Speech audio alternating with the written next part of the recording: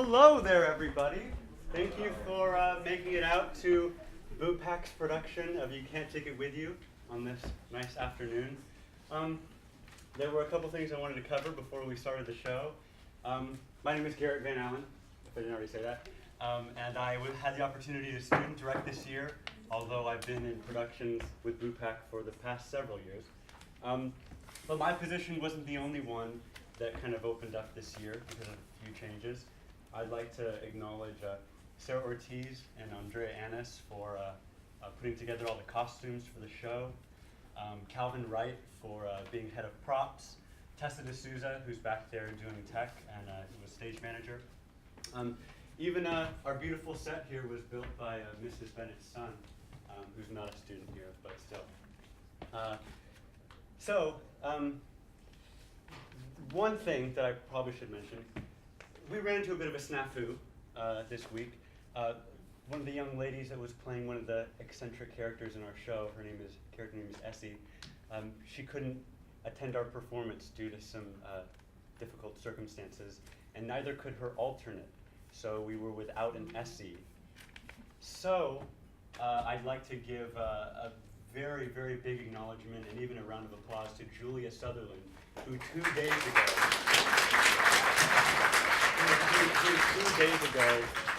said that she would do it, and she's picked up the script and learned the lines and the blocking, and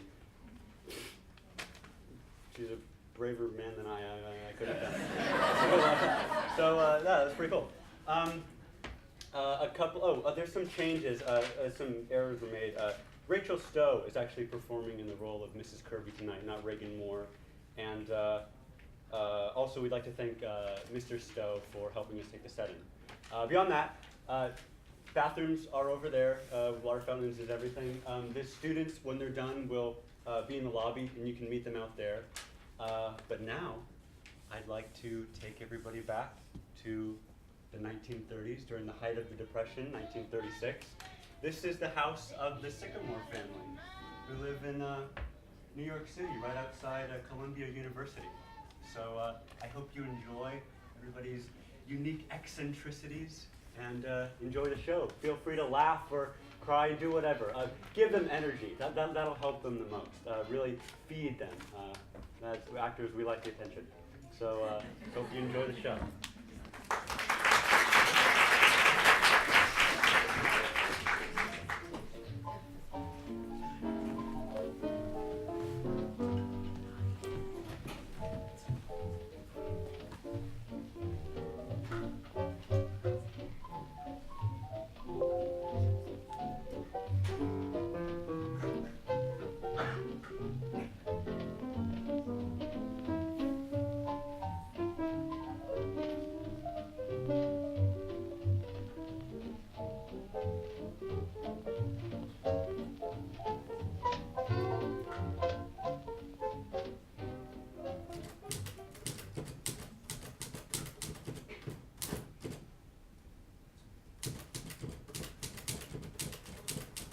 My, that kitchen's hot. What, Essie? I said that kitchen's awful hot. It's the new candy I'm making. Just won't ever get cool. Ugh. Do you have to make candy today, Essie? It's such a hot day. Well, I got all those new orders. Ed went out and got a bunch of new orders. My, if it keeps on, I suppose we'd be opening up a store soon. That's what Ed was saying last night, but I said no. I want to be a dancer. The only trouble with dancing is it takes so long. You've been studying such a long time. Only 8 years. After all, Mother, you've been writing plays for 8 years. We started around the same time, didn't we? Well, yes, but you shouldn't count my first 2 years because I was still learning to type. I think the candy's hardening up now, Miss Essie. Oh, thanks, Reba. I'll bring some in, Mother. I want you to try it. Did you finish the second act, Mrs. Sycamore? What, Reba? I said, did you finish the second act? Oh, no. I've just got Cynthia entering the monastery. She was the one from the country club, wasn't she? Yes, but she gets tired of the country club and there's this monastery, so she goes there. Do they let her in? Oh, yes. I made it Visitor's Day, so of course anybody can come. Oh. So she arrives on Visitor's Day and just stays. She stays all night. Oh, she stays 6 years. 6 years? She busts that monastery wide open. 6 years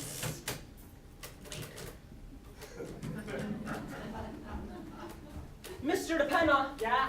Mr. DePenna, will you bring up one of those new skyrockets, please? I want to show them Mrs. Sycamore. Okay. Look, Penny, what do you think of these little firecrackers we just made? We can sell them 10 strings for a cent. Here, listen. Nice, huh? Paul, that's wonderful. Say. Actually, Paul, were you ever in a monastery? No, I wasn't. But wait till you see the new skyrockets. Gold stars, then blue stars, and then a bomb, and then a balloon. Mr. DePenna thought of the balloon. That's wonderful. Did you do all that today? Sure. Well, here they are. Well, see, Penny, costs us 18 cents to make, and we'll sell them for 50. How many do you figure we can make before the 4th of July, Mr. DePenna? Well, we've got 2 weeks yet. What day do you want to take the stuff up to Mount Vernon? About a week. You know, we're gonna need a larger booth this year. We got a lot of stuff made. Come on, we're not through yet. Mr. Sycamore, the powder chamber in this firework is just a little bit too close to the balloon. Well, we got the bombs and the stars in between. Yes, but that don't give a balloon enough time. A balloon needs plenty of time. Let's go back to the cellar and try it. Okay. Oh, Mr. DePenna, Yes? if a girl you loved entered a monastery, what would you do? Oh, I don't know, Mrs. Sycamore. It's been so long.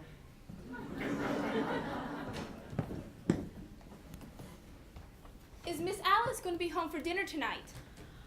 What? Oh, I don't know, Reba. Maybe. Well, I'll make a place for her, even though she's only been home one night this week. Yes, I know. Let's see, there's 6. And then Mr. DePenna, and if Mr. Kolenkoff comes, that makes 8, don't it? Yes, I better set for 8. You'd think with 40 monks and 1 girl, something would happen.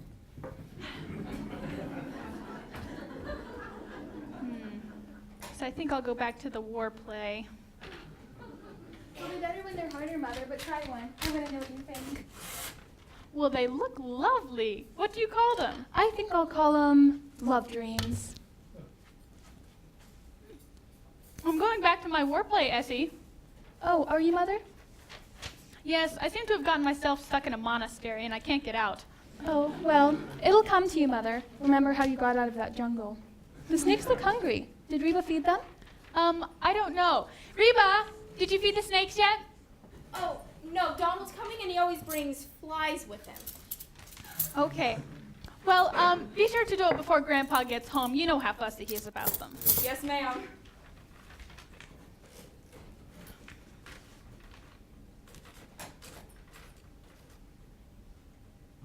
You know, Mr. Kolenkov says I'm getting better, Mother. Oh, good job, dear.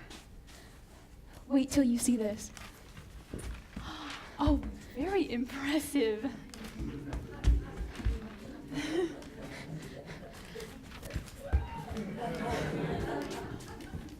Mr. DePenna was right about the bomb. It was too close to the powder. Want a love dream, Father? They're on the table. No thanks. I gotta wash. Paul, I'm going back to my war play. That's nice. So we're putting red stars after the bomb and then the balloon. That ought to do it. You know, Mr. Kolenkov says I'm his most promising pupil.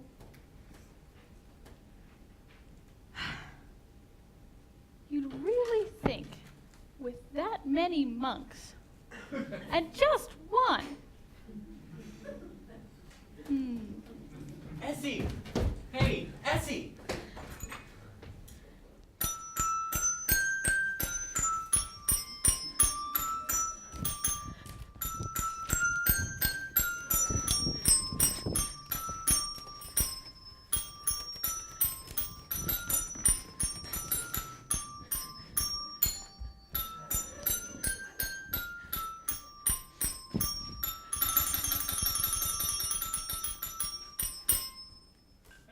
I like that, Ed. Did you write it? No, favorite. Lovely. Has a lot of you in it. I made those new candies this afternoon, Ed. Yeah? You can take them around tonight. All right. Now here's the finish. This is me.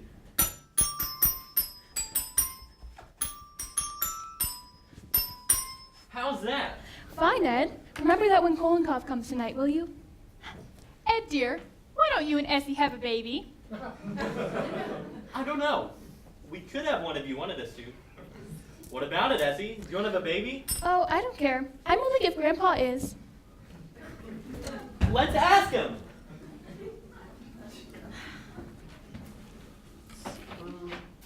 Work play, religious play. It's got to be here somewhere. I was right about the balloon. It was too close to the powder. Anything you want printed, Mr. DePinna? How about some more calling cards? No, thank you. I've still got the first 50,000. Well, call on somebody, will you? All right, all right. What have we got for dinner tonight, Reba? I'm ready to print the menu. Let's see, cornflakes, watermelon, some of those candies Miss Essie made, and some sort of meat, I forget. I think I'll set it up in bold-faced Cheltenham tonight. You know, if I'm going to pass around those new candies, I'd better print up some descriptive matter after dinner. Ah, here it is. Poison gas.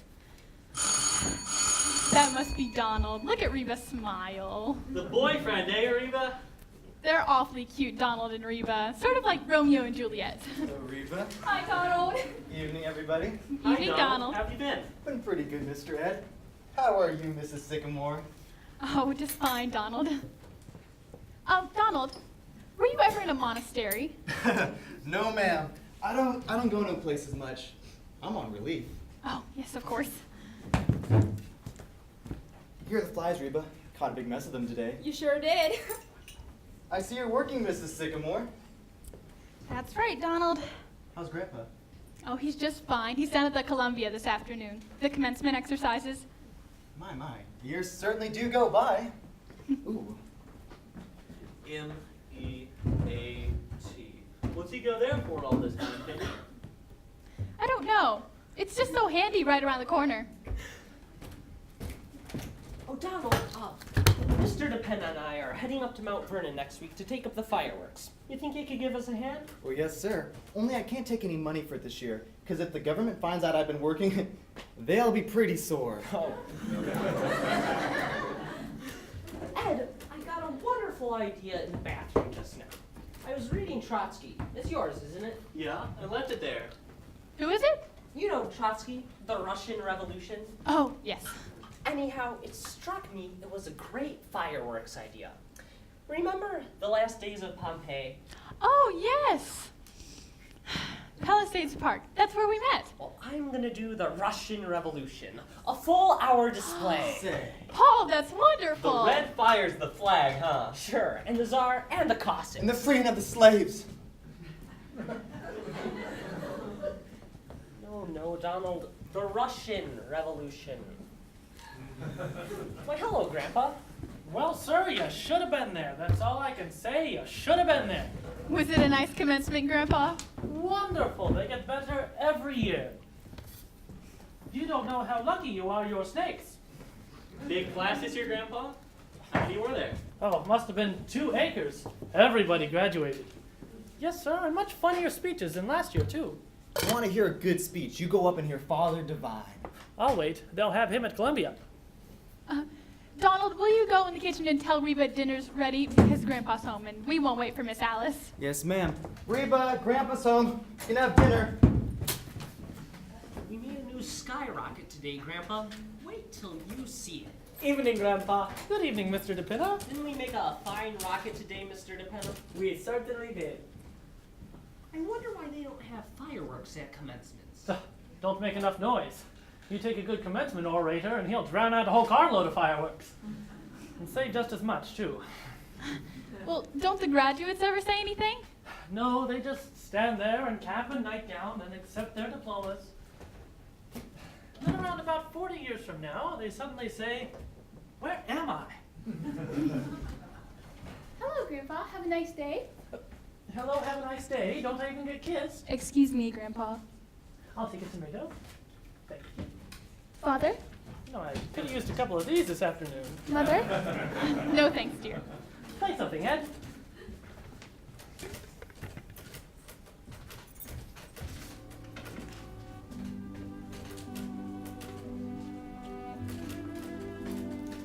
There was a letter came for you, Grandpa.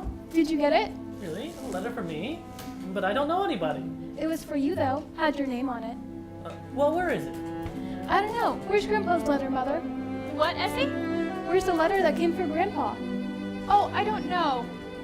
Oh, I think we tore it up and put it in the snake's cage. Oh, well, who is it from? Did you notice? Yes, it was on the outside. Well, who was it? United States government. Really?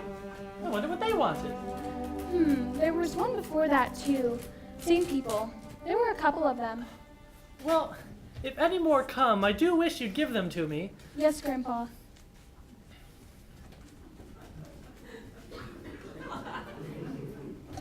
It's odd.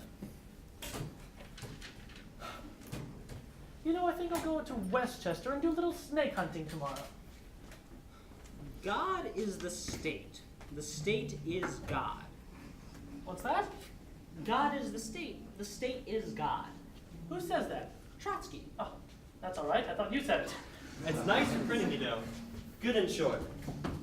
G-O-T space I-S space T-H-E space. And so the beautiful princess entered the palace and kissed her mother, her father, and her grandfather. Hello, dear. Hello, Grandpa. And what do you think? They turned into the Sycamore family. Surprised? Oh, Alice, I love it. Do you? It's new, isn't it? Looks nice and summery. Where'd you get it? Oh, I took a walk during lunch hour. You've been taking a lot of walks lately. That's the second new dress this week. I just like to brighten up the office once in a while. I'm known as the K. Francis of Kirby and Company. Anyway, what's new around here in the way of plays, snakes, and ballet dancing? Dad, I bet you've been down in that cellar all evening. Huh? I'm going back to my war play, Alice. Really, Mother? Oh, Ed, play Alice that Beethoven thing you wrote. Did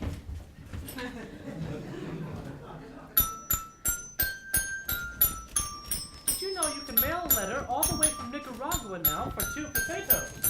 Kenneth, my virtue is a priceless thing to me. Listen, people! Listen! I'm not home to dinner this evening. A young gentleman is calling for me. Ooh, really? Who is it? I did everything I could to keep him from coming, but he's calling for me.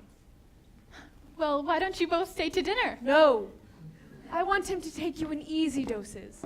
I've tried to prepare him a little, but don't make it any worse than you can help. Don't read him any plays, Mother, and don't let a snake bite him, Grandpa, because I like him. And I wouldn't dance for him, Essie. We're going to the Monte Carlo Ballet tonight. Can't do anything. Who is he, President of the United States? No, he's Vice President of Kirby and Company, Mr. Anthony Kirby Jr., The boss's son? Well, the boss's son, just like the movies. That explains the new dresses. And not being home to dinner for 3 weeks. Why, Sherlock Holmes. are you going to marry him? Oh, of course, tonight. Meanwhile, I have to go put on my wedding dress. Is he good looking? Yes, in a word. Oh dear, what time is it? I don't know. Does anybody know what time it is? Mr. DePena might know. It was about 5 o'clock a couple of hours ago. Oh, I ought to know better than to ask you people. Mother, will you let me know the minute he comes in, please? Yes, dear. Yes, I know, but I mean the minute he comes in. Yes, Alice. Okay, be sure. Well, what do you think of that? She seems to like him, if you ask me. I should say so. She's got it bad. He must be crazy about her. Maybe he's the one who's taking her out every night. That must be him. Remember what Alice said, and everyone be very nice to him. All right, let's take a look at him.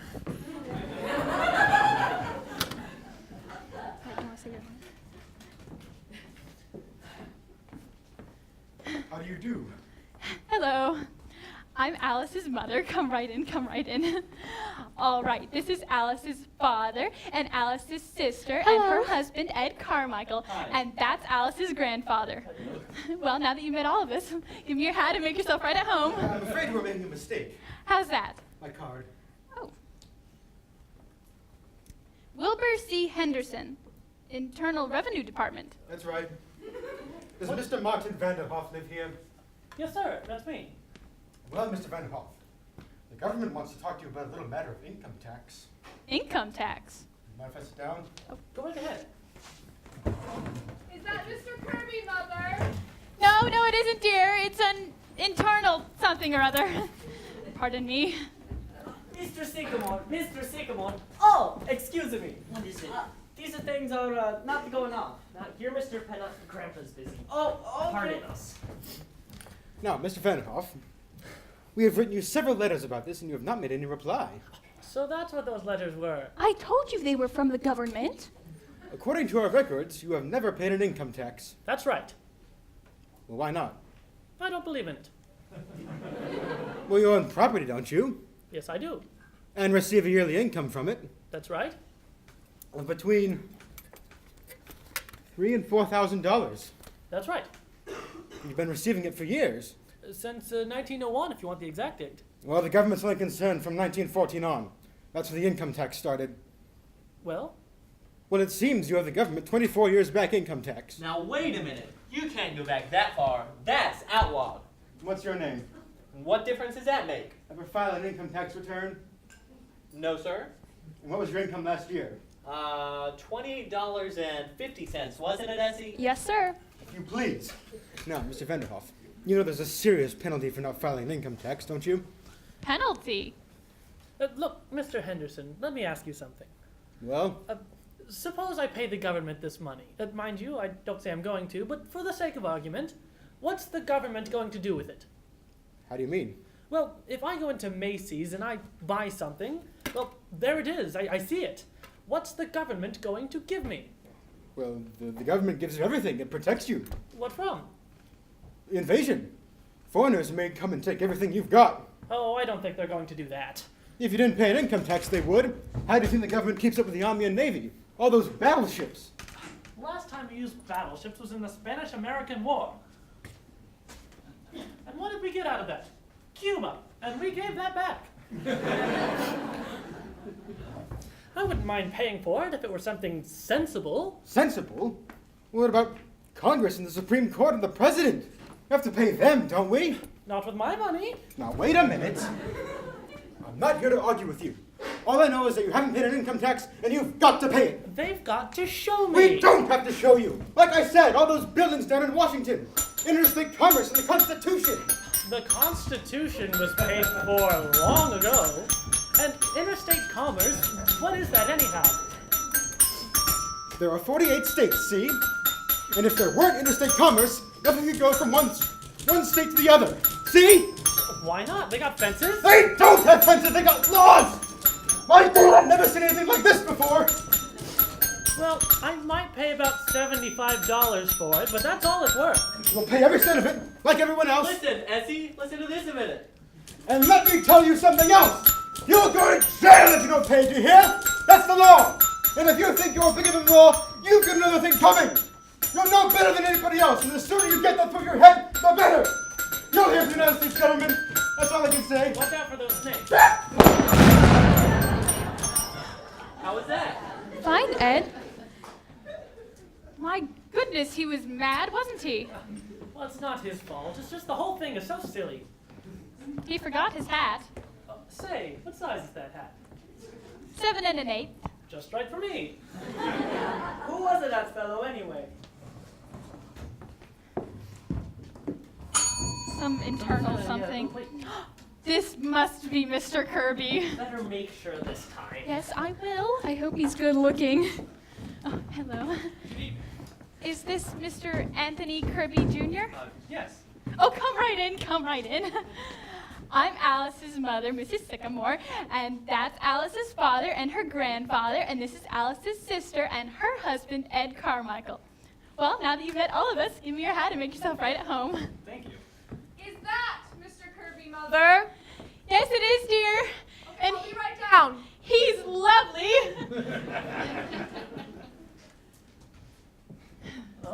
Oh. Mind if I take a seat? Oh, no, go right ahead. Have a tomato. No, thank you. Oh, I'm sorry, I forgot to introduce Mr. DePinna, Mr. Kirby, Mr. DePinna, Mr. DePinna, Mr. Kirby. Didn't I read about your father in the newspaper or something? Wasn't he, indicted? Hardly that. He just had to testify in front of the Securities Commission. Yes. And I'm sure there was nothing crooked about it, Mr. DePinna. In fact, Alice has often told us what a lovely man your father is. Well, I know Father couldn't get along without Alice. She knows more about the business than anyone. You're awful young, Mr. Kirby, aren't you, to be vice president of a big place like that? Well, you know what that means. Vice president. All I get is a fancy desk with my name on it. Oh, is that all? Don't you get any salary? Well, a little. More than I'm worth, I'm afraid. Oh, now you're just being modest. Sounds kind of dull to me, Wall Street. Do you like it? Well, the hours are short, and I haven't been there very long. Just out of college, huh?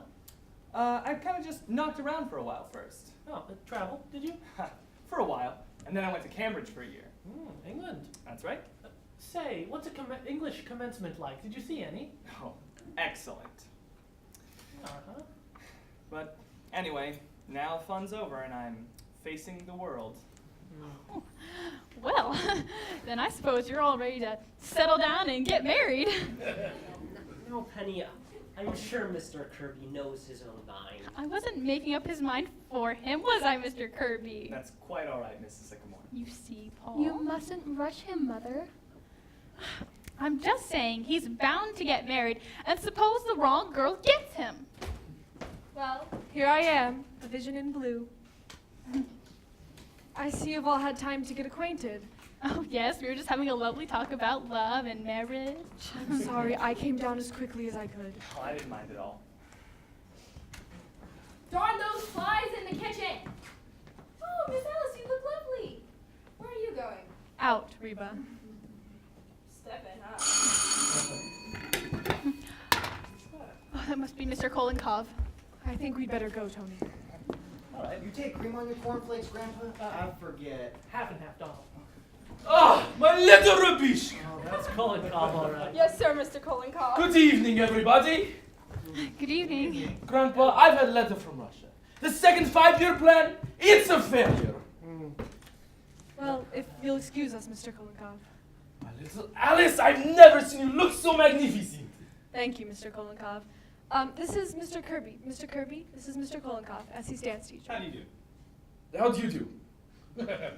Yes, well, if you'll excuse us, Mr. Kolenkov, we're going to the Monte Carlo Ballet. The Monte Carlo Ballet? It stinks! Yes, well, goodbye. Goodbye. Bye, everyone. It was really nice to meet all of you. I'd like to stay, Mr. Kolenkov. Oh, that's amazing. Going to the Monte Carlo Ballet! Oh. Well, what did you all think of him? He seemed very nice. I thought he was a nice fellow, didn't you? And so good looking. And such good manners. Paul, did you notice his manners? Certainly did. You were getting pretty personal with him. Oh, now Paul. He looked like a cousin of mine. Monte Carlo Ballet! Well, when they get married, I think we can put the altar right where the snakes are. You wouldn't mind, would you, Grandpa? Not if the snakes don't. Oh no, they'll want to get married in the church. His family and everything. Yes, of course I will. I like a good church wedding. Yeah, all right, everyone, get ready for dinner then. Looks like it's going to be a good meal, I suppose. Thank you, Mother. You guys all seated here? All right. Thank you.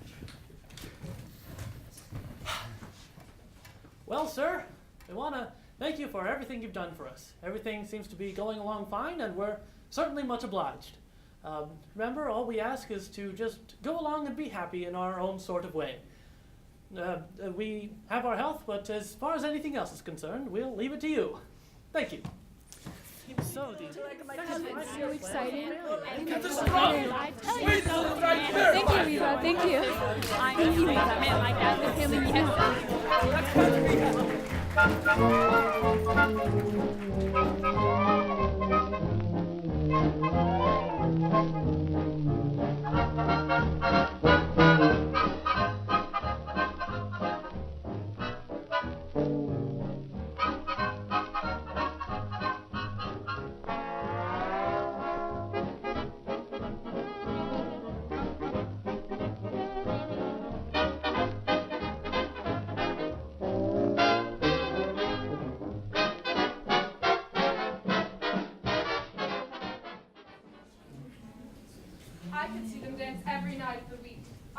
marvelous.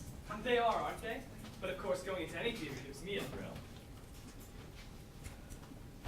Well, it's been so lovely, Tony. I hate to have it over. Oh, is it over? Do I have to go right away? Not if you don't want to. Well, I don't. Would you like a cold drink? Wonderful. I'll see what's in the icebox. Want to come along? I follow you to the ends of the earth. Oh, just the kitchen is enough.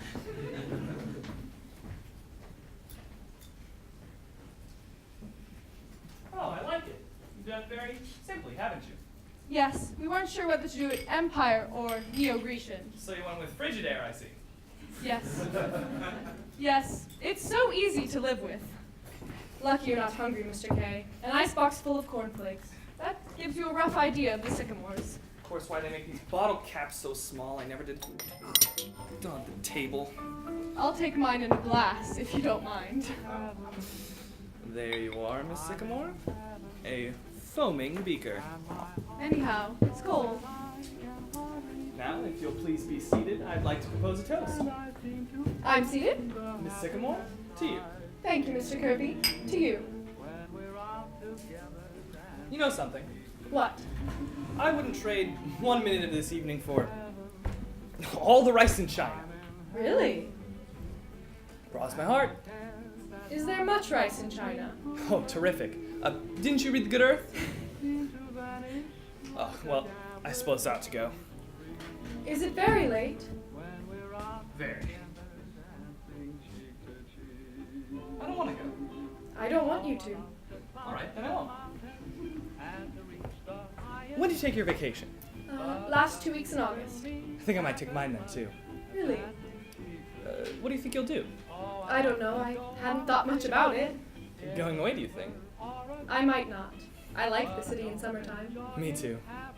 But you usually go away to Maine, don't you? That's right. Oh, but I'm sure I would like the city in the summertime if... Oh, you know what I mean, Alice. I'd love it if you were there. Well, it would be nice if you were here too, Tony. You know what you're saying, right? What? That you'd rather spend your summer with me than with anybody else. Was I? And if it's true about the summer, then what about the winter? Yes, I'd like that too. And the spring and autumn, if you could see your way clear about those, Miss Sycamore. I might. Well, that about covers it. We haven't forgotten anything, have we? No. Well, then. Alice, is that you, dear? Oh, Kirby. Excuse me, I had no idea. I just came downstairs from one of my manuscripts. I didn't mean to interrupt anything. That's quite all right, Mrs. Sorry. Here it is. Romance takes a holiday. Well, get back to whatever you're doing. Good night, Alice. Good night, Mr. Kirby. Good night, Mrs. Sycamore. Oh, I think you can call me Penny. Don't you, Alice? At least, I hope so.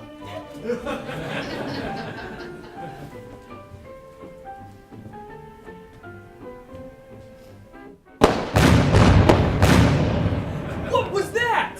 It's all right, Tony. That's Father. At this time of night? At any time of night. At any time of day. You know something? You're the most beautiful, most adorable, most amazing person in the entire world. Don't, Tony. What? Is this because of your mother? Every mother's like that. Plus, Penny's a darling. See, even I'm calling her Penny. It's not that, Tony. Look, this is something I should have said a long time ago, but I didn't have the courage. I let myself be swept away because I love you so. Darling. No, wait, Tony. I want to make it clear to you. Listen, you're of a different world. A whole different kind of people. I don't mean money or socially. That's too silly. But your family and mine? It wouldn't work, Tony. It just wouldn't work. All right, have it your way. She can't dance. That's why they pay her all that money. Because she can't dance. What does she even do anyhow? It just doesn't make sense. Oh, hello. How was the ballet? It was fine, Essie. Wonderful. Hello there. Hi. Look, Fred, Ed, and I just saw Fred Astaire and Ginger Rogers. What do you people think? Can she dance? Yes, I always thought so. Now, look here, Mr. Kirby. You're Fred Astaire, and I'm Ginger Rogers. Essie, please. Oh, it'll only take a minute. Now look, Mr. Essie, Kirby. you're just as good as Ginger Rogers. We all agree. You see, Ed? Yeah, come on, we're butting in here, Essie. Oh, but they've been together all evening. Good night, Mr. Kirby. Good night, Alice. Did you ask Grandpa about us having a baby? Oh, yes. He said go right ahead. You see, Tony, that's what it would be like. Oh, I didn't mind that. Plus, we're not gonna live with your family. It'll be just you and I. It's not that, Tony. I love them, Tony. I love them deeply. Some people could break away, but I couldn't. I know they do rather strange things, but they're gay and they're fun, and I don't know, there's a kind of a nobility about them. Darling, you talk about them like only you could understand them. And that's just not true. Every family has curious little quirks. My father raises orchids at $10,000 a bulb. Is that sensible? My mother believes in spiritualism. That's just as bad as your mother's place. It goes deeper, Tony. Your mother believes in spiritualism because it's fashionable, and your father raises orchids because he can afford to. My mother writes plays because 8 years ago a typewriter was delivered here. By mistake. And look at Grandpa. 35 years ago, he just quit the business one day. He started up to his office in the elevator, and he came right down again. He could have been a rich man, Tony, but he said it took too much time. So for 35 years, he's just collected snakes and gone to circuses and commencements, and it never occurs to any of them that if... Hello there, children. Hello, Grandpa. Hello there, Mr. Redhawk. How's the weather? Looks like a nice summer evening. Yes, it's lovely, Grandpa. Well, I'm off. I've got a date with the policeman at the corner. Policeman? Yes, well, he's actually a doctor. I've known him since he was a little boy. But ever since he graduated, he came to me and he said he didn't want to be a doctor. He said he had always wanted to be a policeman. So I told him, you go ahead and be a policeman if that's what you really want to be. And so he did. How do you like my new hat? It's very nice, Mr. Vanderhoff. I like it. The government gave it to me. Excuse me, I didn't know you folks was here. It's all right, Donald. Reba kind of fancied some candy, so there you are, you little booger. You all don't want any, do you? No, Donald. Okay. Did y'all have a nice evening? Yes, A Donald. nice dinner? Yes, Donald. Was the ballet nice? Yes, Donald. That's nice. Now do you see what I mean? Could you explain Donald to your father? Could you explain Grandpa? You couldn't, Tony, you couldn't. I love you, Tony, but I love them too, and it just won't work, Tony. It just won't work. There's only one thing you said that matters at all, or that makes any sense. Is that you love me. But Tony, I know so well. But don't you think other people have had the same problem? I mean, everybody's got a family. But not like mine. Darling, won't you just trust me and go on loving me? Forget everything else. Tony, how can I? Because nothing can keep us apart. You know that, and you've got to know it. And plus, they want you to be happy, don't they? Of course they do, Tony, but they can't change. I wouldn't want them to change. They don't have to change. They're charming, lovable people, just the way they are. Everything is going to work out fine. You're worrying about something that may never even come up. Oh, Tony, am I? All that matters right now is that we love each other. That's so, is it not? Yes. Well then. Oh, Tony. Now then, I'd like to see a little gaiety around here. A young man calling and getting engaged and everything. What do I say? First, I think you'd tell the young gentleman thank you for getting engaged to you and everything. Thank you, Mr. Kirby, for getting engaged to me. And then I think you'd regale the young gentleman what it was about him that first stole your girlish heart. It was the back of your head. What? Yes. It wasn't your money. It wasn't your charm. It was the back of your head. I just liked it. And when I turned around? Oh, I got used to it after a while. Oh, Alice. We're pretty lucky, aren't we? I know I am. I'm the luckiest girl in the world. And I'm not too bad myself. I really ought to go. Good night, Alice. Good night, Tony. Isn't it wonderful we work in the same office? Otherwise I'd have to hang around here all day. Won't it be funny seeing each other tomorrow and going on as though nothing had happened? Thank God I am vice president. I'll get to dictate to you all day tomorrow. Like, Miss Sycamore, I love you, and, oh right, I love you. Darling, you're such a fool. Say, why don't we meet up before, at the drugstore? I have a million and one things to say to you. All right. Oh, and dinner and lunch tomorrow. Oh, Tony, what will people say? Well, it's got to come out sometime. In fact, if you know any good housetops, I'd like to do some shit.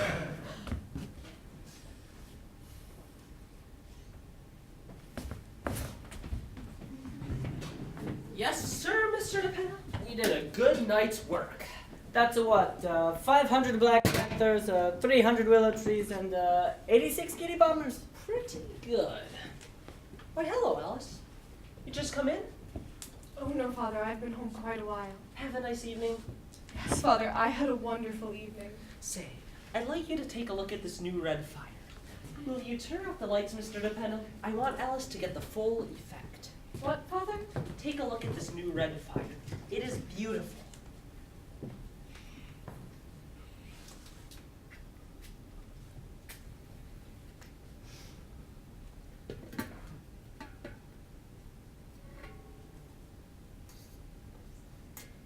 There. What do you think? Isn't it beautiful? Yes, Father, it's beautiful. Everything's beautiful. It's the most beautiful red fire in the world.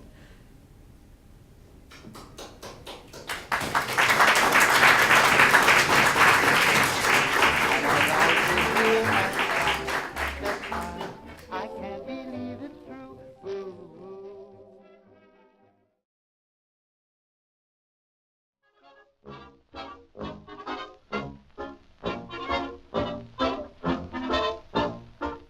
All right, dearie, I said to him, you can have your old job back. Excuse me.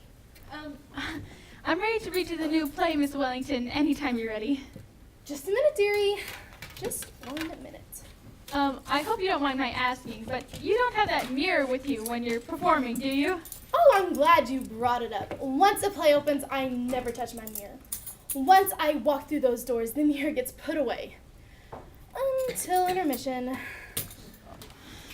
Tell me, Miss Wellington, have you been on stage a long time?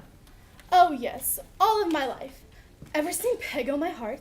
Yes. I saw it too. It was a good show. Well, I'm ready to read you the new play, Miss Wellington. I thought we'd read it up in my room. Okay, dearie. I'm ready. All right, right this way. Are those snakes real? Oh, yes, but these are Grandpa's snakes. You don't need to worry. Oh, goodness. She's out like a light. You better let her sleep it off. Reba, Miss Wellington just passed out. Good. Oh, do you think she'll be all right? Oh, I think she'll be fine. But I wouldn't cast her in the jungle play.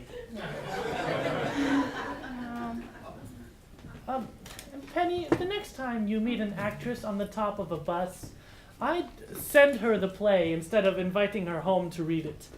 Yes. And I wish you'd stop printing and take those love things around. You've got to get back in time to play for me when Kolenkov comes. Kolenkov coming tonight? Yes, tomorrow night's his night, but he changed it on account of Alice. Big doings around here tomorrow night, huh? Yes. You know, I'm so nervous you'd think it was me he was getting engaged to instead of Alice. What do you think they'll be like, his mother and father? Ed, what are you doing now? Did you see the new mask I made, Penny? Guess who it is? Oh, wait a minute, Ed. Don't tell me. Helen of Troy? It's Mrs. Roosevelt. You know the great things about these Meccano sets? You can make so many different things with them. Last week, it was the Empire State Building. What is it this week? Queen Mary. Hasn't got the right hat on. Look, Mr. DePena, would you open the door and see if there's a man standing in front of the house? Why, what the for? Well, the last 2 days, when I've been out delivering candy, I think a man's been following me. Ed, you're crazy. No, I'm not. He follows me and he stands and watches the house. I'll take a look and see. Now, I don't see what anybody would follow you for, Ed. Well, there have been a lot of kidnappings going on, Grandpa. Yes, but not of Ed. Well, did you see him? There wasn't nobody out there. You're sure? Yes, I just watched him walk away. Excuse me. You see? And it might have been anybody walking along the street. Now will you hurry up and get back in time? Oh, all right. Do you want to go down now, Mr. Sycamore, and finish packing up of those fireworks? Oh yeah, we gotta take them up to Mount Vernon in the morning. Mother, may I borrow some paper? I'm making out a list for Reba tomorrow night. Of course. Here you are, Alice. Thank you. Why, what happened to your actress friend? Is she giving a performance? Oh, no, Alice. She's really out. Oh. Essie, dear, you're going to give Reba the kitchen all day tomorrow, aren't you? She's going to need it. Of course, Alice. I'm going to start some love dreams now, so I'll be Thanks, way dear. ahead. Thanks, dear. Now, Mother, I'll be home at 3 o'clock tomorrow. You'll have everything in the basement by then. The typewriter, and the snakes, and the xylophone, and the printing press. And Miss Wellington? Yes, dear. And Miss Wellington. That'll give me enough time to arrange the flowers and fix the table. The Kirbys are certainly going to get the wrong impression of this house. You'll do that, won't you, Mother? Yes, dear. Thank you. And I think we'd better have hors d'oeuvres ready by 7:15, in case they come a little early. I wonder if I ought to let Reba cook the dinner. Grandpa, what do you think? Now, Alice, I wouldn't worry about it. From what I've seen of the boy, the Kirbys are very nice people. And if everything isn't so elaborate tomorrow night, well, that's all right too. My dear, I'm not trying to show off or pretend we're anything we're not. I just want everything to go off well. And there's no reason to think it won't, Alice. Yes, we're all going to try very hard to make it a nice party. Oh, my darlings, I love you. You're the most wonderful family in the world, and I am the happiest girl in the world. I didn't know anyone could be so happy. Why, this whole week, it's been like floating. He's so wonderful, Grandpa. Just seeing him, you don't know what it does to me. Just seeing him for lunch and then dinner until 4 o'clock in the morning, and then 9 o'clock the next morning, you're at the office, and there he is, just seeing him. I don't care. I'm in love. Reba! Reba! Nice, isn't it? Nice to see her so happy. Yes. I remember when I was first engaged to Paul, how happy I was. And you know I still feel that way? I know. And nice the way Ed and Essie get along too. Yes, and Donald and Reba, even though they're not married. Do you think Mr. DePinna will ever find anyone? Well, there's Miss Wellington. I wish she'd wake up. If we're going to read the play tonight. Mrs. Sycamore! Mrs. Sycamore! What Look is what I found! My painting of you as the discus thrower. Look, Grandpa. I remember that. Say, you've gotten a little gray, haven't you, Mr. DePinna? Is it very noticeable? I've still got some normal hair like here. I see now. Well, it was a long time ago, Mr. DePinna. Just before I stopped painting. Let's see, that's 8 years. It's a good thing you stopped painting too. I was going to have to strip next. 80 years. Who would have thought 8 years ago I would have come to deliver the ice and just stayed? Well, the milkman was here for 5 just ahead of you. Say, what did he leave anyhow? He didn't leave. He died. Oh, yeah. He was such a nice man. We never did know his name, and it was kind of hard to find a certificate for the funeral. What was the name we did give him? Martin Vanderhoff. They gave him your name. Oh, that's right. I remember. Yes, it really was a wonderful idea. Otherwise, he wouldn't have gotten all those flowers. And it didn't hurt me any. I'm not bothered with mail anymore, and I haven't received a phone call from that day to this. Yes, it really was a wonderful idea. I really wish you'd have finished this sometime, Mrs. Sycamore. I tell you what, Mr. DePinna, I think I'll do some work on it right tonight. Really? I don't think she's going to wake up anyhow. That must be Mr. Kolenkov. You go down into the cellar and put on your costume and bring up my easel. Is it still down there? I think so. Gonna go try and find my paintbrushes.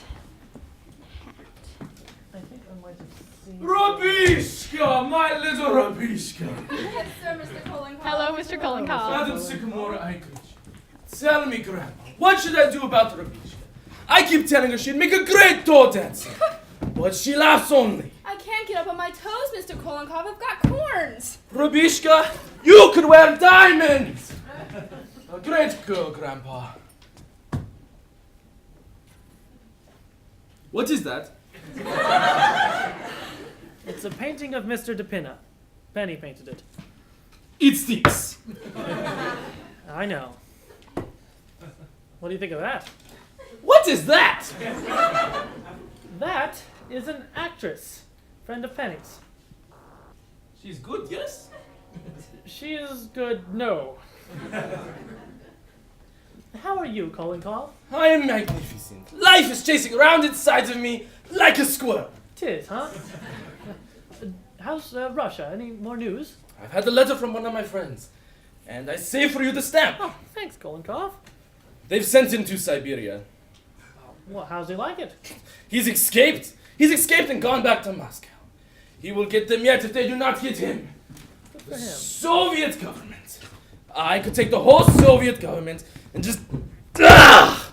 I'm sorry I'm late, Mr. Kolonkov. I'll get into my dancing clothes right away. Tonight you will really work, Padmevo. Tonight you will take something new. Essay improving any, Kolonkov? Confidentially, she stinks. Well, as long as she's having fun. You sure do tickle Reva, Mr. Kolonkov. She is laughing her head off. She's a great woman. Donald, what do you think of the Soviet government? The Soviet what now, Mr. Kolonkov? I withdraw the question. What do you think of this government? Oh, I like it fine. I mean, I'm on relief, you know. Ah, yes. And you like it? Yes, sir, it's pretty fine. Only thing is, you gotta go round to that place once a week to get it, and sometimes you wind up standing in line for pretty near half an hour. You know, government ought to be run better than that. Don't you think, Grandpa? Government ought to stop sending me letters. Got another one just today. They want me to be at the United States Marshal's office Tuesday morning at 10 o'clock. Look at that. Ah, income tax. They've got you, Grandpa. Yeah, they want me to pay them a lot of money so as to keep Donald here on relief. You don't say, Grandpa. You gonna be paying it from now on? That's what they want. You mean I can come right here and get it instead of standing in that line? No, I'm afraid, Donald, you're going to have to waste a full half hour of your time every week. Well, I don't like it. Breaks up my week. He should have been in Russia when the revolution came. Then he would have waited in a line. A bread line. Ah, Grandpa, what they have done to Russia. Think of it. The Grand Duchess, Olga Katerina, a cousin of the Tsar. She is waitress in child restaurant. It's a crazy world, Grandpa. Oh, the world's not so crazy, Kolonkov. It's the people in it. Life's kind of simple if you just relax. How can you relax in times like these? Well, there wouldn't be times like these if they'd relax. That's just my point. Life's kind of beautiful if you let it come to you. Trouble is, people forget that.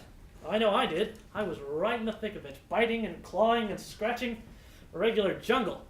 So you did what? Well, just relaxed. 35 years ago that was, and I've been a happy man ever since. Good evening, Mr. Kolonkov. Ah, my little Alice. I have not seen you to present my congratulations. Thank you. May you be very happy and have many children. That is my prayer for you. That's quite a thought. Ah, love. Love is all that is left in the world, Grandpa. Ah, yes, but there's plenty of that. And soon, Stalin will take that away too, I tell you. Seems so nice to get into my old art things again. They still look all right, don't they, Grandpa? They look fine. You were a breath of Paris, Madam Sycamore. Thank you, Mr. I Kolonkov. didn't know you was working for the WPA. Oh, no, Donald. You see, I used to paint all the time.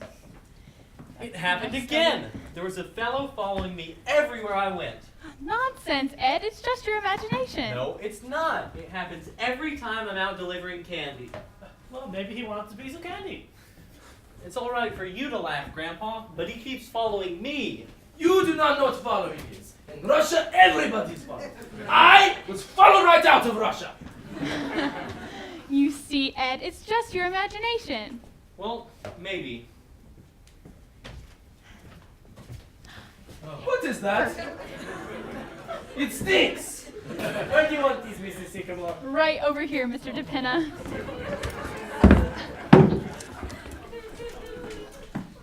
That's perfect.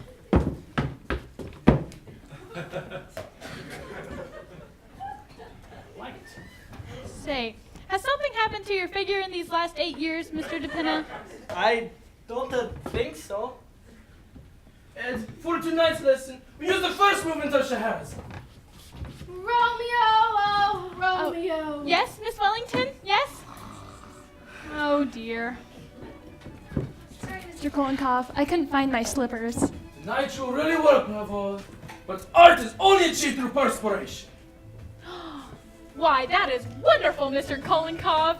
Did you hear that, Grandpa? Art is only achieved through perspiration. Yes, but perhaps we have the talent to go along with it. Ready? Oh, we made 2 bullseyes last night. You have to do better than that. Ready, we begin. Alright, now pirouette, pirouette. Come on, it's 8 years now, pirouette. At last.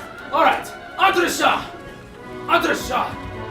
No, Grandpa, you cannot relax with started in rush. Decide relax, look what happened here. He was too late. Mr. If he had Kolenkov! not relaxed, Mr. Kolenkov! Grand touches, all of the Peter would not be selling baked beans today. Mr. Kolenkov! I am sorry, we go back to the pirouette. Could you pull in your stomach at all, Mr. DePina? Alright, come on, freer with the hands. That's Ed, help us with the music. The music must be freer too. Come on. Oh, 8 years. Keep going. There we go. Grandpa. Mrs. Sycamore. Mrs. Sycamore. What, Reba? Good evening.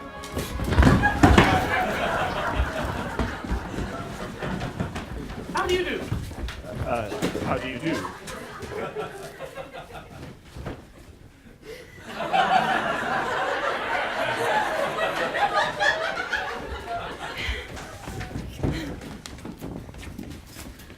Hello there.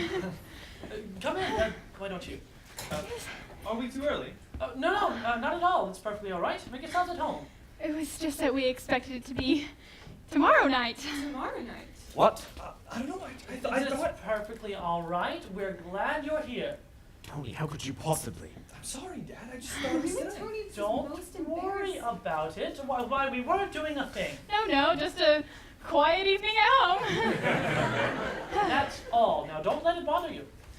This is Alice's mother, Mrs. Sycamore.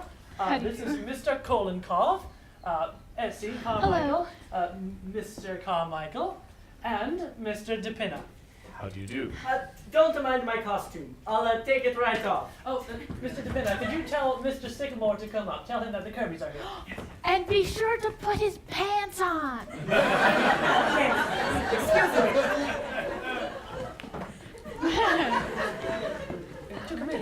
I'll just let Alice know that you're, Alice! What is it? Will you come downstairs for a minute? We've got a surprise for you. Mrs. Kirby, may I take your wrap? Oh, well, thank you. If you're perfectly sure that we're not. Don't be alarmed, Mrs. Kirby. They're perfectly harmless. Ed, take those into the kitchen, Of please. course, we're so used to having them around the house. I'm sorry to trouble you. Snakes just happen to be kind of a frightening thing. I feel very uncomfortable about this. Tony, how could you have done such a thing? I'm sorry. I just messed up. I'm sorry. Okay. It was very careless of you. Very. Oh, now anybody can get mixed up, Mr. Kirby. It's not a bit of a bother. So, Penny, how about some dinner for these folks? They've come for dinner, you know. Oh, please don't bother. We're really not hungry at all. Oh, but it's not a bit of a bother. Ed, tell Donald to run down to the A&P and get half a dozen bottles of soda and some canned salmon. Do you like canned salmon, Mr. Kirby? Oh, please don't trouble yourself, Mrs. Sycamore. I have a little indigestion anyway. Oh, I'm sorry to hear that. What about you, Mrs. Kirby? Do you like canned salmon? Oh, I'm very fond of it. Well, we can make it Frankfurters if you'd rather. Either one will do. Well, then make it Frankfurters and some canned corn and Campbell's soup. Got that, Ed? Okay. And tell him to hurry. Well, the A&P is just around the corner, and Frankfurters don't take any time to boil. This is Mr. Sycamore. Mr. and Mrs. Kirby. I hope you'll forgive my appearance. This is Mr. Sycamore's busiest time of the year. Just before the 4th of July, he's always working.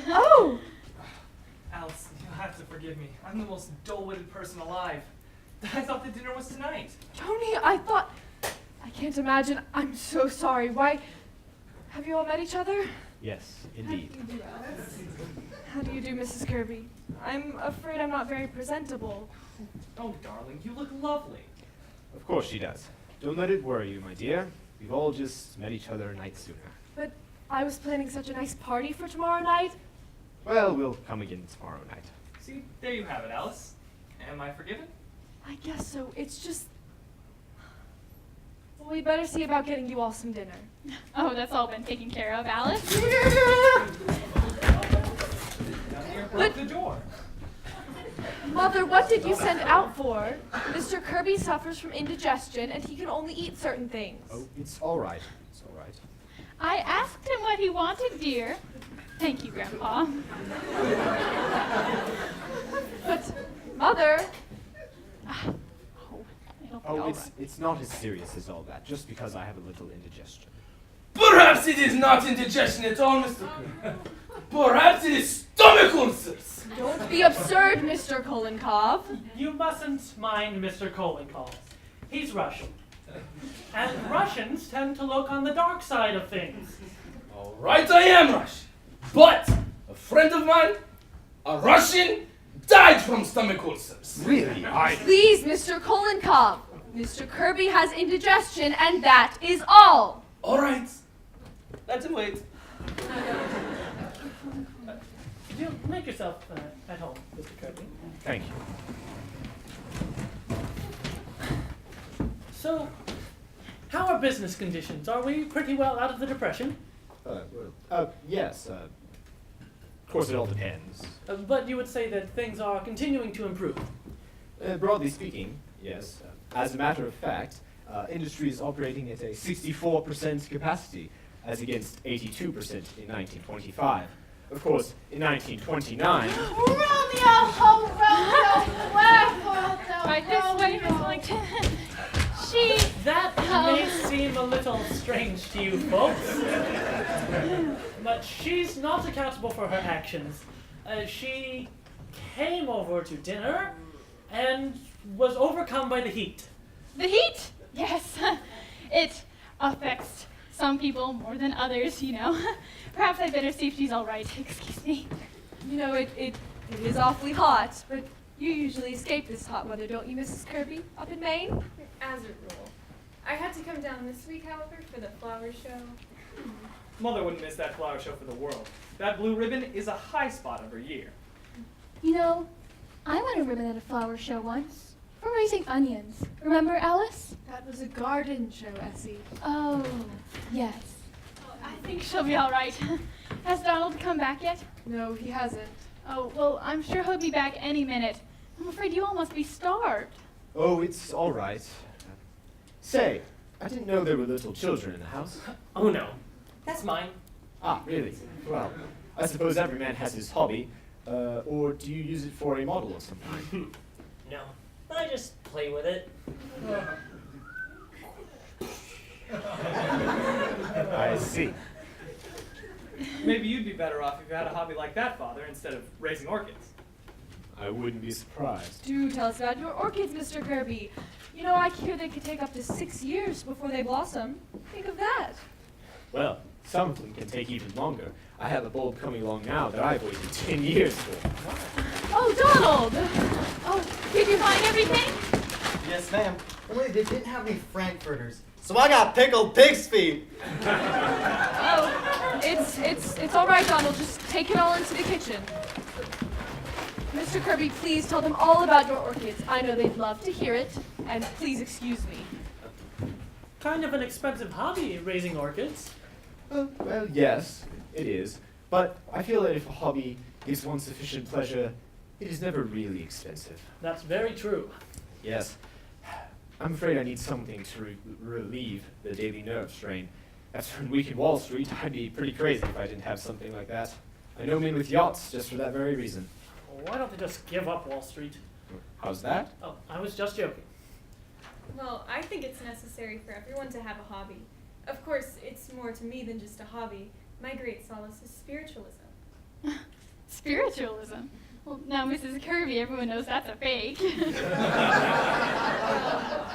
me, Mrs. Sycamore, spiritualism is, well, I'd rather not discuss it, Mrs. Sycamore. Remember, Penny, you've got one or two hobbies of your own. Yes, but not silly ones. I think the important thing is not so much what the hobby is, but the important thing is to have a hobby. To be ideal, a hobby should improve the mind as well as the body. The Romans were great people. Why? What was their hobby? It was wrestling! And in wrestling, you must think quick with the mind and act quick with the body. Yes, but I'm afraid wrestling is not very practical for most of us. I wouldn't make a very good showing as a wrestler. You could make a great wrestler, Mr. Kirby. You are... What's built he for doing? it. Look! Oh, Mr. Kirby, are you hurt? Father, are you all right? Not again. Why does he have to Where are my throw everyone? glasses? Oh, here they are, Mr. Kirby. Oh no, they're broken. Mr. Kirby, I am sorry about your glasses. But next time when you wrestle, you of course will not be wearing glasses. I do not intend to wrestle again, Mr. Cullincall. Father, you better sit down. Mr. Kolenkov, how could you do such a thing? Why didn't somebody stop him? I think, if you don't mind, perhaps we had better be going. Sorry, and I apologize. Please don't go, Mrs. Kirby. Please don't go, Mr. Kirby. I've ordered eggs and plain salad for you. Please don't go. It's all right. Of course it is, Alice. We're not going anywhere. What did I do? That was so terrible. I threw him on the floor. Did it kill him? Please, Mr. Kolenkov.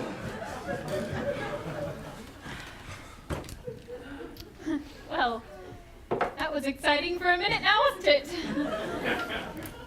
So, Mr. Kirby, you were telling us about your orchids. Do you raise many different varieties?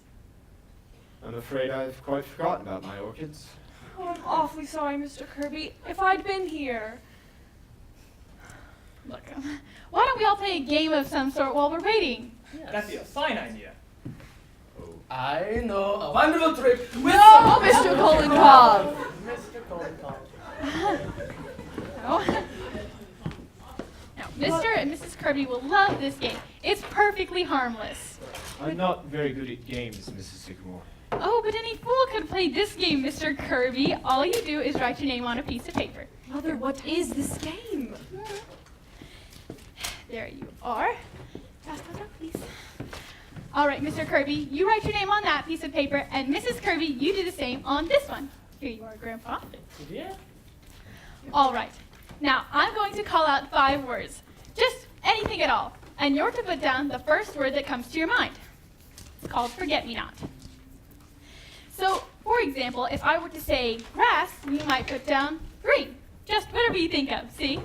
Or if I put down table, you might put down chair. Just whatever comes to your mind. You see how simple it is, Mr. Kirby. Come on, Father, be a sport. All right.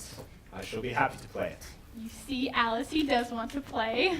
Well, Now remember, you must play fair and write down the very first word that comes to your mind. The first word is potatoes. Potatoes. Got that? Got it. The next word is bathroom. Mother. All right. Everyone ready? Love. What was the last word again, please? Love, Mr. Kirby. Next. This is quite a game, isn't it? The next word is honeymoon. Everyone ready? And the last word is romance. Mother. That word's perfectly all right. Mother, it's not all right. What happens next? Now you hand me your papers. All right, thank you, Mr. Kirby. You'll pass in your papers. All right, I will start with Mr. Kirby. You calling Cobb. All right, everyone, this is Mr. Kirby's paper. This is Mr. Kirby. Okay. Potatoes, steak. Oh, that's very good. See how those go together, steak and potatoes. I just happened to think of it. It's very good. Bathroom, toothpaste. Yes. Love, tennis. Oh, isn't that nice? Honeymoon trip, and romance novel. This is a very good paper, Mr. Kirby. Yes, it's really quite an interesting game, almost an experiment in psychology. Yes, it shows you the reactions different people have to different things. All right, I'm going to read Mrs. Kirby's paper next. Everyone, this is Mrs. Kirby. Potatoes, starch. I know just what you mean, Mrs. Kirby. Mhm. Bathroom, Mr. Kirby. What's that? Bathroom, Mr. Kirby. I don't quite follow that, dear. Well, all that I meant, Anthony, was that you are in there a great deal. And you're always in there bathing and shaving, and you take a long time. I hadn't realized I was being selfish in the matter. Please go on, Mrs. Sigmund. Really, this is a silly game, and I think we ought to stop it. Yes. No, do go on. I like it. All right, the next word is love, and she put fantasy. Why? Well, all I meant, Anthony, was that love is something every girl dreams of. Really, this is a pointless game. Suppose we play 20 questions. Yes. No, I prefer this game. Okay. The next word is honeymoon. And what was Mrs. Kirby's answer? Honeymoon. Dull.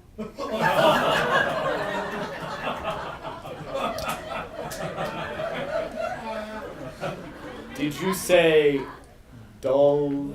Well, all that I meant, Anthony, was that the hot springs were not very gay that season. All those old people sitting on the porches and nothing to do. That was not your reaction at the time, as I recall it. Come on, Father, it's only a game. A very illuminating game. Go on, Mrs. Sigmund. Oh, well, this one's all right, Mr. Kirby. Romance, Wall Street. Wall Street? What did you mean by that, Miriam? Well, I don't know what I meant. Nothing. You must have put something, or you wouldn't have put it down. Well, it was just the first thing that came to mind, that's all. But what does it mean? Romance Wall Street. Well, it's just, you're always talking about Wall Street, even on our anniversary. I don't know what it meant. Would you mind terribly, Alice, if we didn't stay for dinner? I'm afraid this game has given me a headache. I understand, Mrs. Kirby. Yes, possibly we'd better postpone the dinner. Oh, but you're coming tomorrow night, aren't you? I'm afraid we have an engagement tomorrow night. Yes. Perhaps we'd better postpone the whole affair. Well, I think we're being very ungracious, Father. Of course we'll stay for dinner. Tonight. Come, Tony. I'm sure everyone understands. Well, I don't. I think we ought to stay. No, Tony. What? Tony, we were fools to ever think this would work. It won't. Mr. Kirby, I won't be in the office tomorrow. I won't be there at all anymore. Darling, what are you saying? Well, I'm sorry to hear that. Very sorry. Are you ready, Miriam? Yes, Anthony? You mustn't mind this. Oh, it was very nice to have met you all. Oh, yes. Nice to meet you. Lovely. Are you coming, Tony? No, Father, I'm not. I see. Your mother and I will be waiting for you at home. Good night. Good night. Stay right where you are. What the devil? Don't move. What's going on? I demand an explanation. Keep your mouth shut. Which one is it? It's him, sir. Hey, what are you doing? Ed! Why, what do you mean? What's your name? Edward Carmichael. I haven't done anything. You haven't, huh? Well, what's this all about? This all seems rather high-handed to me. Department of Justice. My goodness, Jamin! Ed, what have you done? I haven't done anything. What's the boy done, officer? That door leads to the cellar.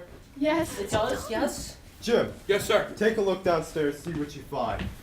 I haven't done anything. What is this? You recognize these? They're my circulars. You print this stuff, huh? Yes, but I didn't mean anything.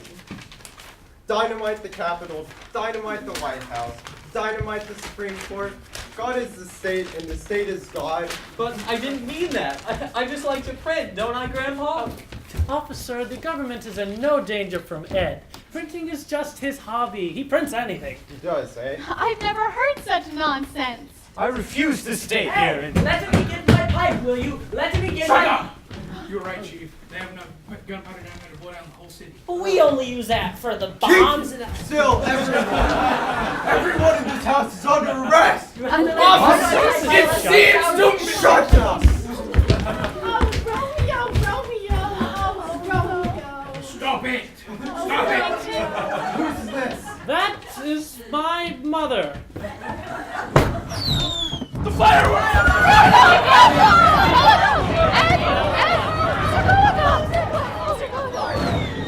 Line up! All of you, line up!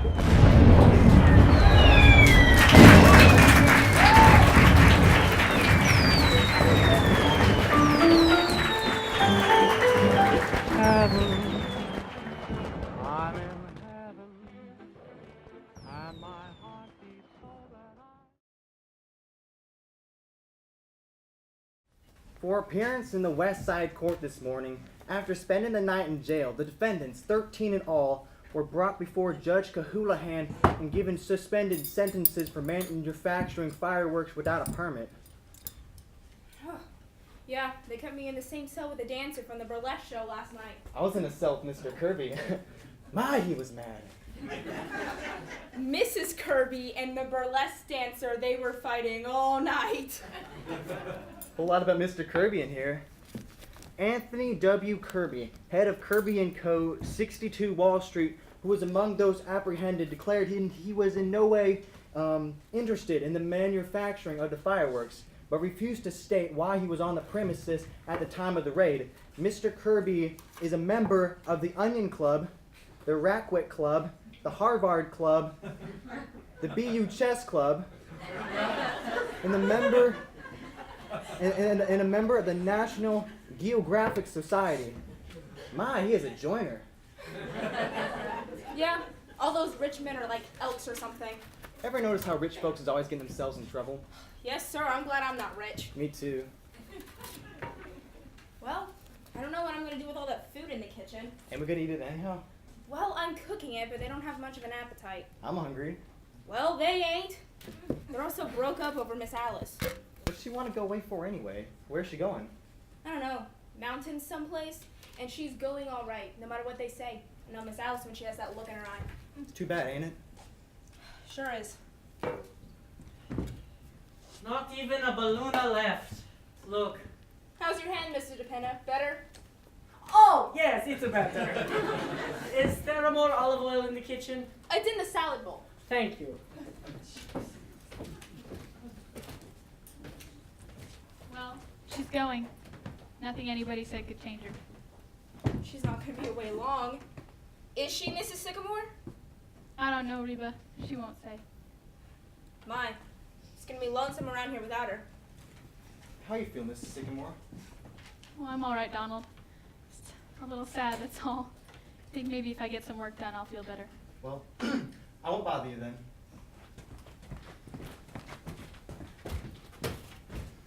She's going, Penny. Yes. Now, Penny. I can't help it, Paul. I just feel like it's our fault. It's mine more than yours. All these years I've been going along, enjoying myself, and maybe I should have been thinking more about Alice. Don't say that, Paul. You've been a wonderful father and husband, too. No, I haven't. Maybe if I'd gone ahead and been an architect, I don't know, something that Alice could have been proud of. I felt all of that last night looking at Mr. Kirby. But we've been so happy, Paul. I know. But maybe that's not enough. I used to think it was sort of all mixed up now. And she's going pretty soon, too. The train leaves at 7:30. If only she talked to Tony. I'm sure he could persuade her. But she won't, Penny. He's been trying all day. Where is he now? I don't know. I suppose walking around the block again. Well, maybe he could catch her as she's leaving the It house. won't help, Penny. No, I suppose it won't. I feel so sorry for Tony, too. Well, Grandpa? Leave the girl alone, Penny. But it's just so awful. Suppose she goes to the Adirondacks. She'll be back. A person can only take so much Adirondacks, and then you go home. And there's a bright side to this, too. How do you mean? Well, Mr. Kirby getting into the patrol wagon, for one thing, or the expression on Mr. Kirby's face when he learned he had to take a bath with Donald. I'll never forget that if I live to be 100. And I warn you people, I intend to if things like that keep happening. It was even better with Mrs. Kirby. There was a dancer there who kept singing songs as Mrs. Kirby undressed. Oh, I know. I'll bet you the Bar Harbor is going to seem rather dull to the Kirbys this summer. Need any help, Alice? No thanks, Grandpa. I'm just going to press these. I'll bring the big bag down as soon as you're ready, Alice. Thanks, Ed. Would you like some candy for the train? No thanks, Essie.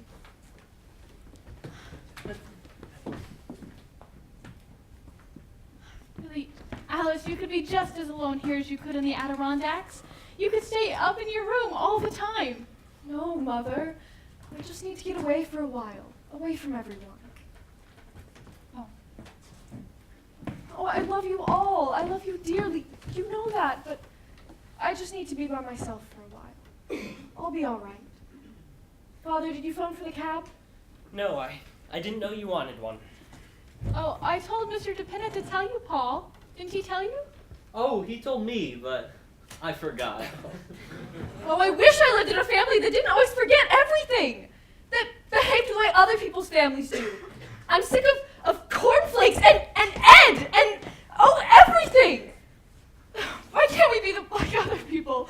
Roast beef and 2 green vegetables and doilies on the table. A place you could bring your friends to without. Oh. I'll go see if I can do anything.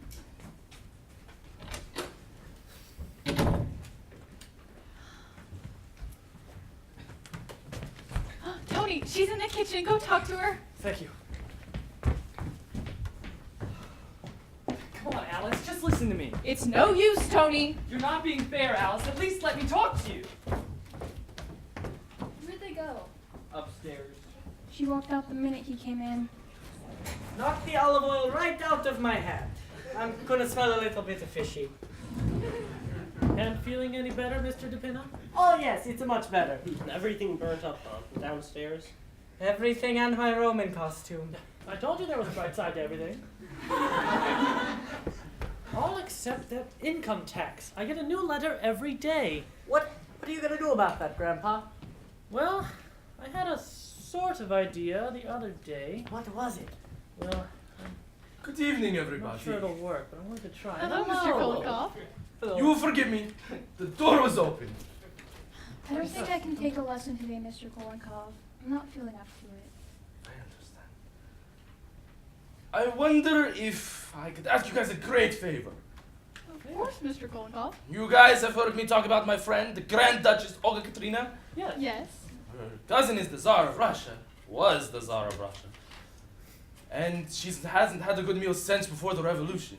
She must be hungry then. And today is her day off, Thursday. And it's also the anniversary of Peter the Great, a remarkable man. Mr. Kolikoff, if you'd like the Grand Duchess to join us for dinner, why, we'd be honored. Oh, yes. In the name of the Grand Duchess, I thank you. Well, where is she now? She's out in the streets, waiting. I'll bring her in. And straighten your tie, Essie, your dress. Oh, how I look, all right? If this keeps up, I'm going to want to live to be 150. The Grand Duchess Olga Katrina.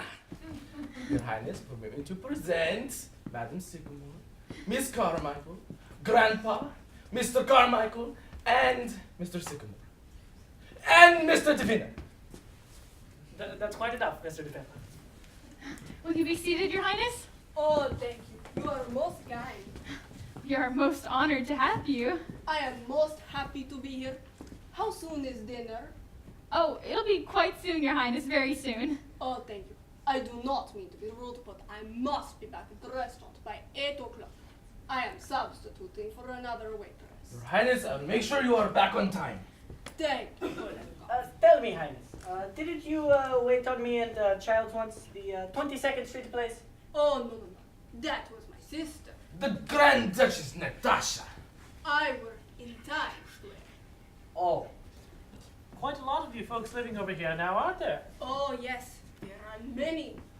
My uncle, the Grand Duke Sergei, he is an elevator man at Macy's. Then there is my cousin, Prince Alexis. He will not speak to the rest of us because he works at Happy Carnegie. He is in ladies' underwear.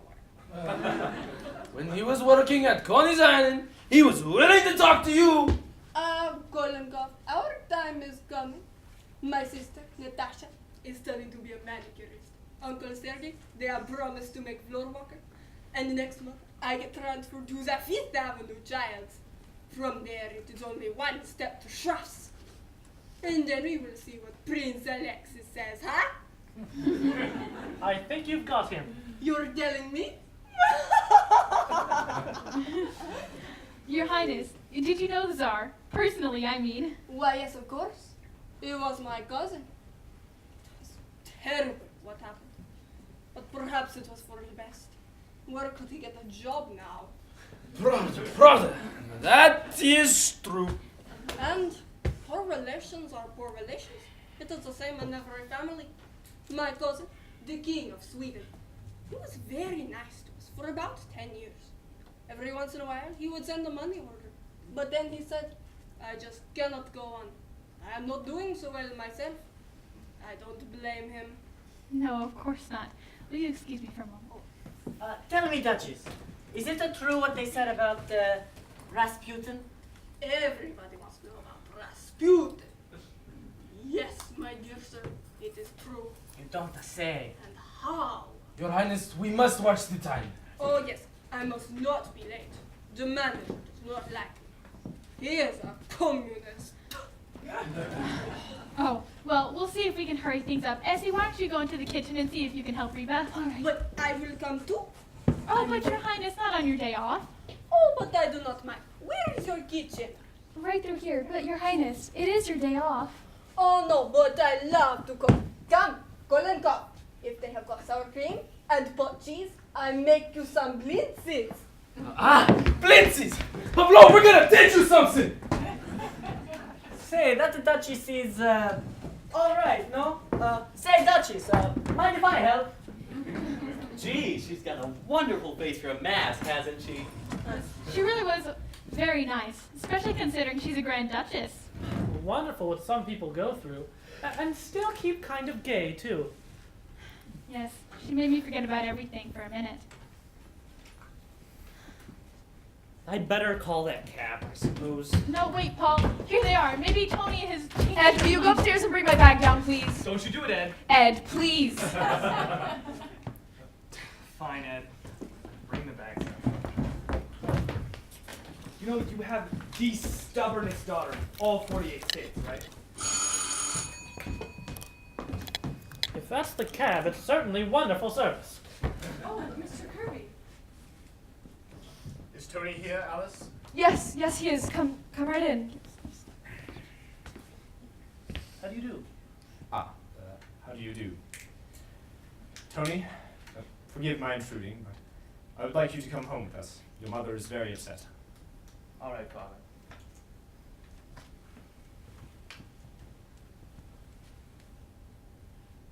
Goodbye, Alice. Goodbye, Tony. I need hardly say this is as painful for Mrs. Kirby and myself as it is for you good people. But I'm sure you understand.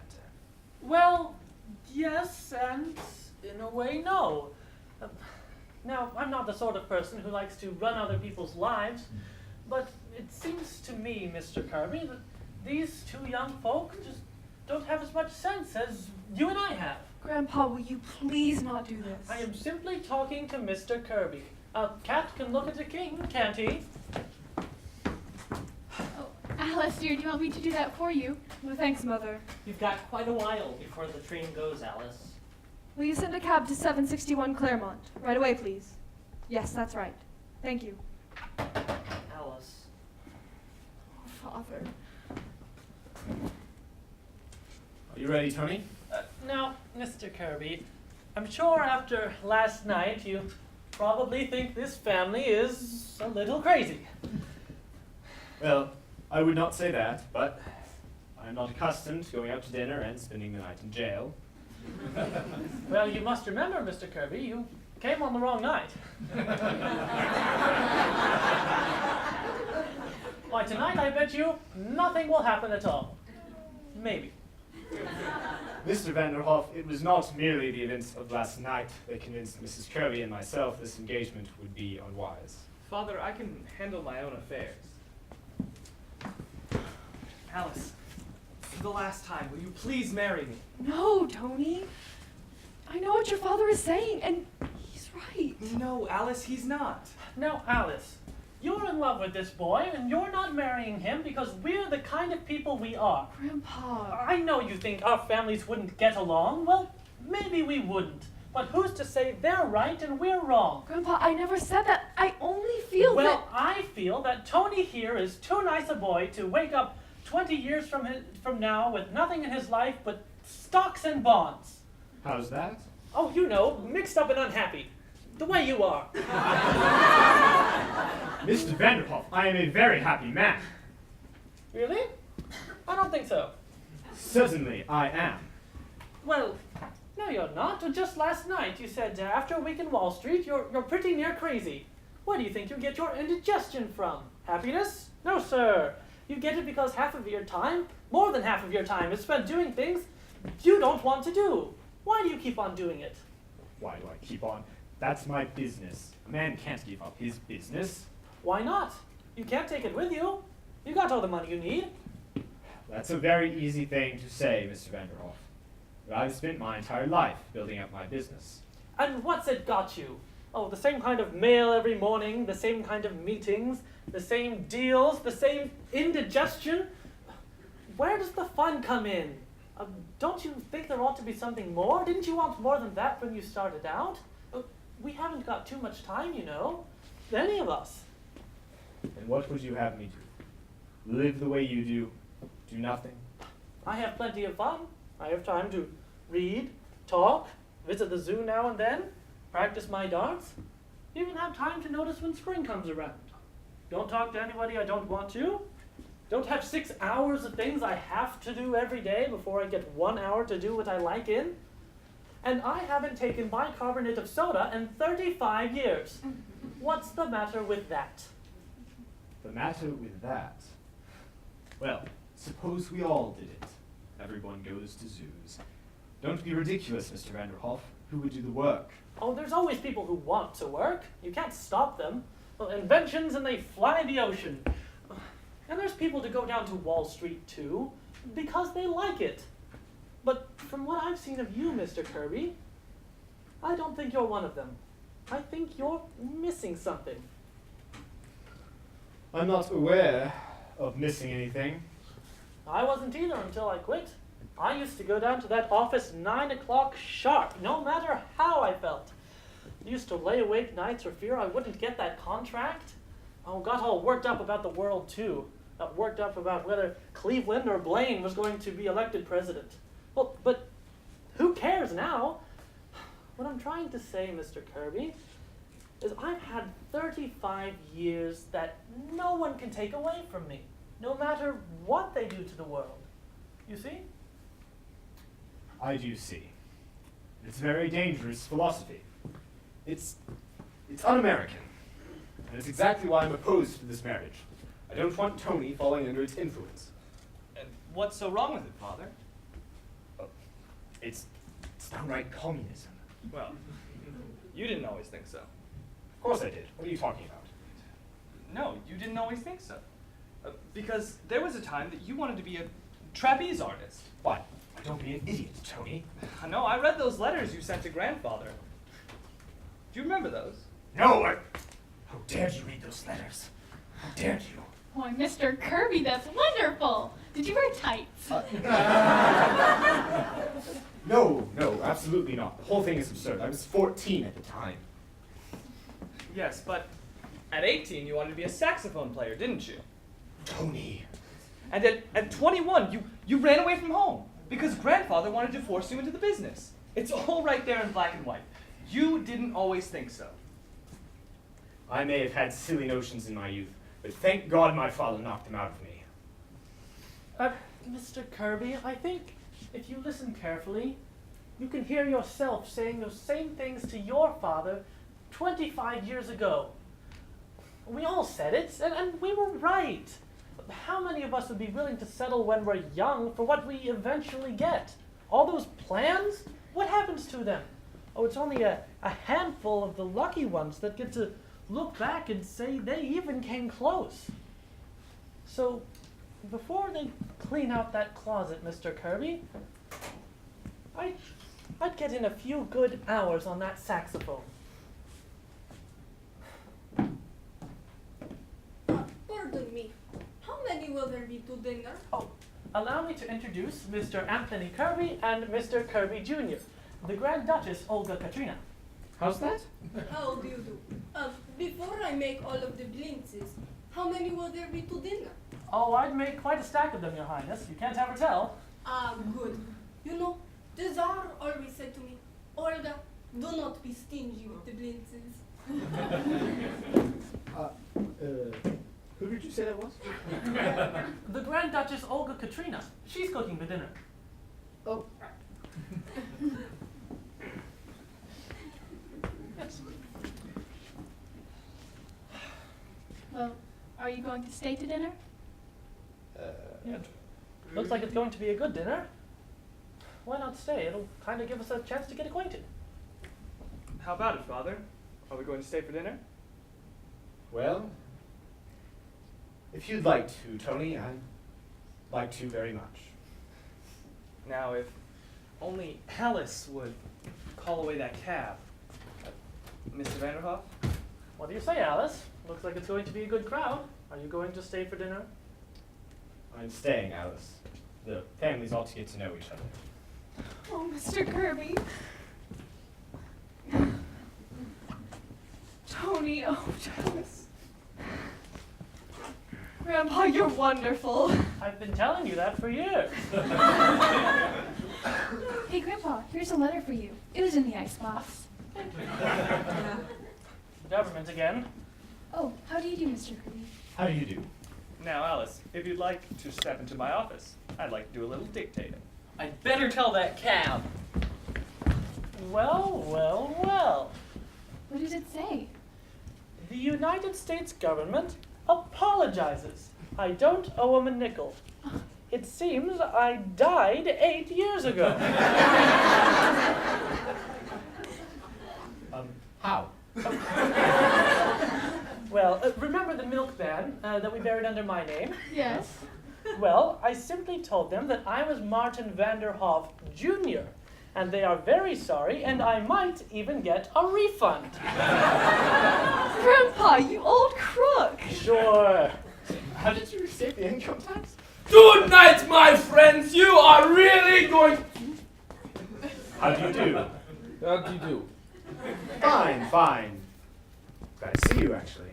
Grandpa, what has happened? He's relaxing. Okay. Put something in. Dinner is almost ready. You can all sit down. All right, everyone, have a seat, have a seat. Ed, stop playing, and Ezzy, stop dancing. Take a seat, everyone. Mr. Kirby. Yes, sir. Get ready for this game. Yeah. Should be a wonderful meal. Yes, so you take this. Grab your desk. Thank you, Mr. Dickena. I haven't any indigestion. So Mr. Kirby, Russian. I have be careful of your indigestion. All right, quiet, everybody, quiet. Well, sir, here we are again. Things seem to be going along just fine, and we're certainly much obliged. Alice is going to marry Tony, and they seem like they're going to be very happy. Of course, the fireworks blew up, but that was Mr. DePina's fault, not yours. Of course, we have our health, but as far as anything else is concerned, we'll leave it to you. Thank you. Do you like Grandpa, roses? receive the letter. You can receive it again.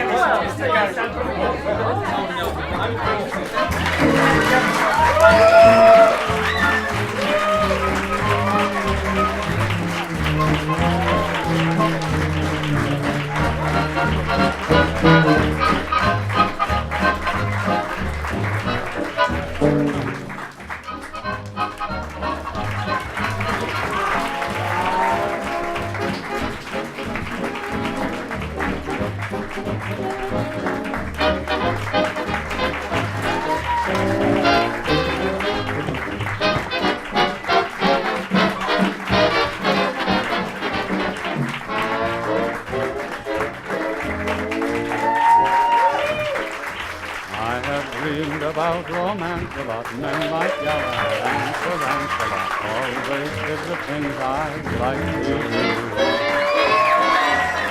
Physically I'm not as durable, but romantically I'm durable.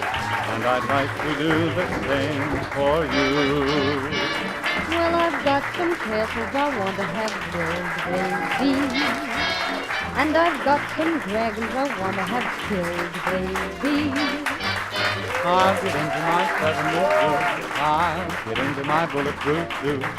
I'll get out my revolver, that's true. And rat-a-tat-tat, down they'll go. I've got some mortgages I want to have paid, baby. And I've got some villains I want to have laid to